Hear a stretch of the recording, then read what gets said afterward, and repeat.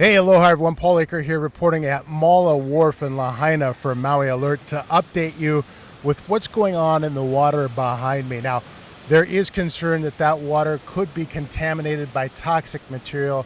Now, if you know the area, you know that Mala Wharf is famous for all kinds of activities underwater, including the marine life, the diving, the snorkeling in the area. A beautiful place. Typically, the waters are fairly pristine, a nice crystal blue here in this area. Today, as you can tell, not the case at all. Anything but. You can see this brown, reddish, turbid color water in the area, circling around, sloshing about. Now, this is undoubtedly from the runoff that we've spotted in the area, flowing through those toxic debris fields left over from the Lahaina fire. As you'll recall, that the Lahaina fire released toxic chemicals into the ground, including heavy metals and carcinogens, those chemicals that cause cancer. And the concern is that those are now seeping into the water supply and could have a very harmful effect on the wildlife and the different reefs in the area. Huge concern here. Maui Alert has asked the county, the mayor's office specifically, what the county is doing to prevent or mitigate, anyway, this potential environmental disaster. The mayor's office has not responded to those questions at all. We reported that last week. We sent those questions, not responded at all. I will tell you, as we reported previously, they do have these barriers out and about around certain areas. The extent to which those barriers are actually in place in the Lahaina burn zone is hard to say because we're not allowed in there. The extent to which they would actually work, if they were, also hard to say, as you have so much of the water collecting in pools and runoffs and things like that. You can see it all over the place. Puddles, water running down the side of the street there into the burn zone, and even the canal itself, a very turbid reddish brown color flowing right into the sea.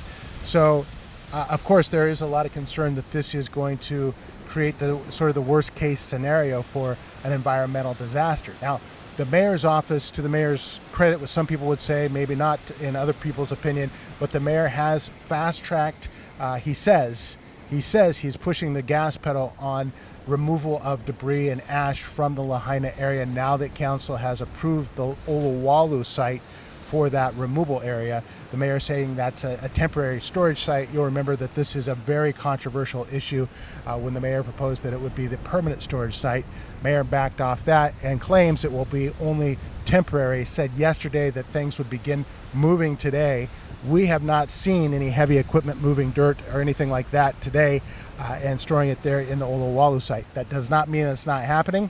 It doesn't mean it won't happen later today, but it does mean that we haven't seen it. We've been in all the typical spots that you'd expect to see that sort of thing happening throughout the morning anyway.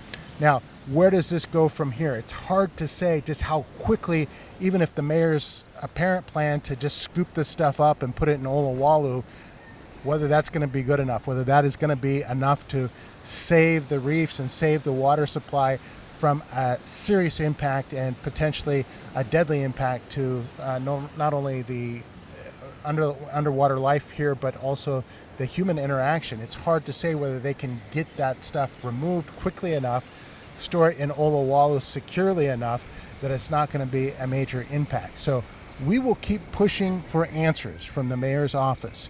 Maybe they will give them to us, maybe they won't, but either way, we will be here reporting to you with our eyes, ears, and investigative powers to figure out what exactly is going on and how much of a threat it actually poses to you. That's it for now, everybody. Paul Aker in Lahaina at Mala Wharf, Maui Alert News.